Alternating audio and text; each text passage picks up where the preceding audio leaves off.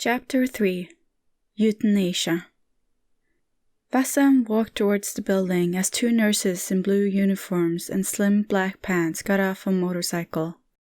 Vassan used to call this place a near-home health station before it was renamed to the Regional Public Health Promoting Hospital. Look who's here! Tay walked out of his office, heading towards the man in a full-dressed police uniform. The eyes of the middle-aged man were full of pride. How may I help you, Captain? Just like when I was a kid. Vassan sniffed his stuffed nose. May I have mucus reducer and nasal congestion meds, please?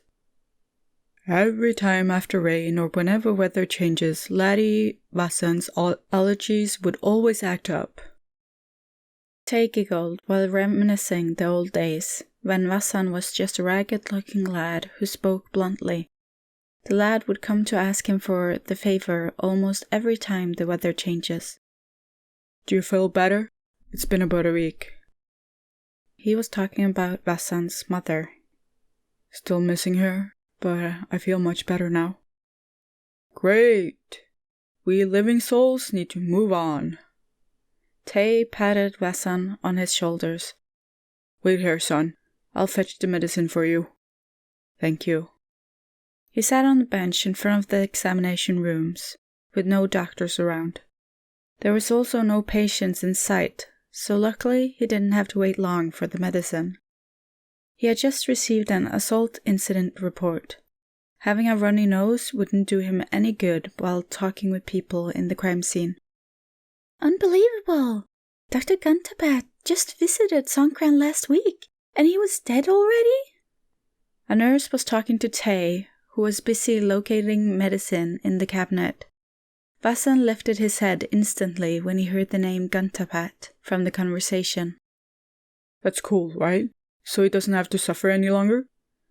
I was there to assess his pain after we adjusted his medicine as Tui instructed. I was too late, though. Ying told me that he probably passed away peacefully last night while asleep. Have you called Dr. Gunn? He might want to give the time slot to another case. I told Anne to call. Please also tell Dr. Gunn that he forgot his stat here in an examination room, just in case he went to look for it at the hospital. Vassan eavesdropped the conversation until Tay returned with 2 bags of medicine. Vassan hurriedly stood up from the seat and took the bags. Antihistamines. Will make you feel a bit sleepy, but we only have this type. It'll ease your symptoms. Thank you. Vassan put his hands together to show his gratitude and was about to turn back. However, his doubts made him turn back to ask Tay. What day is Dr. Gunn on duty here? He's there every Tuesday. Normally he stations at the provincial hospital. Actually, he came this morning and just left around 1 p.m. because of an urgent meeting at the hospital. He hurried off so fast that he left his death. Tay laughed. If you want to check up with him, you can come on Tuesday. Vassan was silent for a moment. Would you like me to bring this death to Doc? Tay raised his eyebrows with amazement. You already knew Doc, right? Will you meet him again soon? Vassan nodded. We already know each other. But he didn't answer the latter question. Tay shrugged. If you wouldn't mind, please give it to him. Tay walked to the examination room and came back with the crimson stethoscope before handing it to Vassan. Are you sure you want to bring it to him? Dr. Gunn could pick it up himself, no biggie. I'll return it to him myself. Vassan bade the man farewell and hurriedly walked out of the building. Why the hell did I have to bring it with me? Vassan kept asking himself that question since the moment he left RPHPH. He couldn't tell at all what he was thinking back then. His head was full with confusion. He felt like he knew the answer, but a curtain of fog obscured it. Vassan glanced at the medical equipment which was lying on his desk. It seemed out of place, lying with his case files, and his police hat like this. After he investigated the crime scene, Vassan hurried back to take care of his unfinished case files. until the office working hours had passed. He didn't drop by the hospital like he first intended to. Vasan snapped out of his reverie when his phone on a desk vibrated. He stared at the caller's name and knitted his brows tightly before he answered the call. Hello? Hello, Captain. The voice at the end of the line seemed pleasant. I heard you took my stuff. Vasan was dumbstruck for a long while before sighing loudly. I just offered to help returning it to you because I've ride past your workplace anyway. Thank you so much. Actually, you shouldn't have troubled yourself unless you want to... Guntapet paused to leave everything else to imagination. I don't want anything. Come and take back your stuff right now. I'm working at the PS. Vasan spoke in a loud, curt tone. If you don't have anything else to say, please hang up. I've got piles of work to do. Wait, please, wait. Gunn stopped him. I can't go right now. Can we meet somewhere else? A restaurant, perhaps? You really do have to ask me to dinner, huh? Not just to have a dinner. You also have to return my stuff. I shouldn't have kept it for you. Thank you in advance, Captain. I'll send my free time slot for your decision then. When did he agree to this? Why did he have to make things difficult? Vasan thought. You could just come here to my office or just wait for me to return it to your hospital tomorrow. Do not forget to choose the day. I'll wait. Are you even listening to me? Your voice sounds more nasal than usual. By the way, get some rest and drink a lot of water. Vasan raised his hand to his temple and shook his head. He hung up the telephone dismissively, without saying goodbye. It was his mistake for taking Guntapet's belonging like that. He could feel that many complicated things would surely follow. This person was going to interrupt his peaceful, quiet life. The last time someone had romantically approached him was when he was a deputy inspector. That guy was district chief. His appearance was average. Due to his concern with Mom's health and the fact that he was about to move back to his hometown, Vasan was the one who ended their relationship. Of course, the relationship between Vasan and the district chief was unknown to others. His sexual orientation had been kept in secret since he knew what he wanted, even before he became a cadet. On the outside, he was a straight man. It was very difficult for other people to be able to tell that he liked men. It takes one to know one, he guessed. Dr. Guntapet must be the one, like him. After the conversation ended, Gunn smiled broadly. He sent his availability on the evenings to Vasan before placing his phone on a table in his bedroom. He dragged his exhausted body from a long period of attending the meeting to the shower. He took off his long-sleeved shirt, revealing a strong body from his regular workouts. Gunn looked at himself in the mirror. He didn't think he looked bad. He could more or less impress another man, and he was quite sure that Vasan was interested in him. That's why he did something strange, like keeping his death as hostage, so that they could have the opportunity to meet again. After the shower, Gunn walked back to his desk, turned on his MacBook, and read an English article that had left open in the browser. Tomorrow there will be a family physician conference. He intended to give a lecture to the attendees on one topic, which was the topic that he had been interested in and had been studying for a long time. He wanted others to see his point of view. Perhaps what he would say tomorrow might actually happen in the future. Euthanasia. The first word that appeared on Guntapet's presentation drew attention from everyone in the conference room. In the room, there were medical interns, in-service training physicians from family medicine, and 3 of Guntapet's colleagues who were medical specialists. Does anyone know this word? Guntapet asked the attendees. Then a female in-service training physician raised her hand. It's a mercy killing, a practice that helps patients end their lives at their own will. Thank you. It may still be illegal in Thailand. However, these days, the practice is legal in some countries such as Switzerland, Belgium, Netherlands, and in some states of the United States. Guntapad pressed a button to change the slide. The right to live or die belonged to whom exactly? Many people would say it depends on the context of each case. In the case that the patients were fully conscious, they could choose for themselves. However, in the case of vegetative stage patients, the decision mainly belongs to the patient's family members.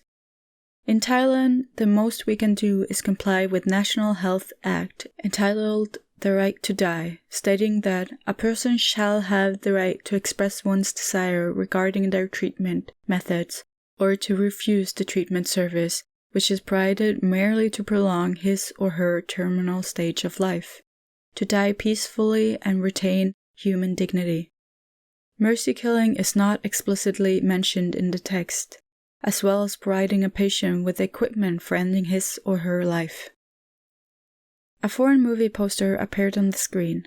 The protagonist of the story was diagnosed with bone cancer in a spreading stage, and he decided to end his life in the country that allowed the practice of euthanasia. The word euthanasia is literally consisted of two words, good and death. Putting them together means good death, or peaceful death, which has a different meaning from the word assisted suicide, or assisting someone to die. Therefore, your answer might not precisely fit with the definition of the word euthanasia. I believe that everyone would want a good death. I too want a peaceful death with no suffering, regardless of the methods. As an expert, if you could offer this choice to the patients, and they accept it willingly, would you like to do it? I still think it's murder. Dr. Anusha vouched his opinion. We all have studied to treat our patients. Even the ones in terminal states are incurable. We still have the concept of palliative care, a duty to take care of the patients and make them naturally pass away as painless as possible. Well, the principle of palliative care is to focus on quality of life, isn't it, Dr. Anusha? Gunn turned to argue with his senior family physician. Anusha nodded. So, it suggests the doctors not to treat a disease that will make their patients suffer, to inform their patients' family members and convince them to sign a refusal of treatment form and take the patients home instead. Could a refusal of treatment, such as CPR, ventilator, or not prescribing medicine that we're practicing, be deemed indirectly killing our patients? These practices even take longer time before the patients have passed away. They all face the same ending, but it's more suffering than what the doctors could do for them. The conference room suddenly fell into silence. I only raised the point to make you think. If euthanasia is practicable, it might be a good alternative. However, there are still many concerns that need to be further discussed. The major one is religious belief.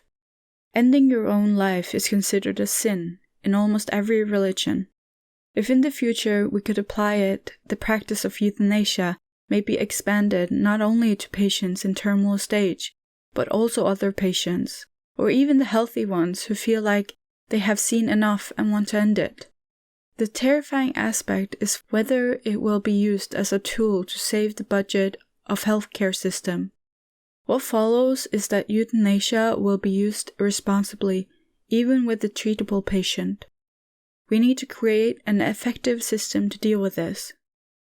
Guntapad ended his video presentation after roughly 1 hour, and was very satisfied with it. He chose to speak on this topic because he merely wanted everyone to learn the word euthanasia. He neither supported nor opposed it. Having to work closely with dying patients, he took an interest in extensive knowledge about terminally ill patients. He also had followed many articles about euthanasia for several years, just hoping to share this information to others.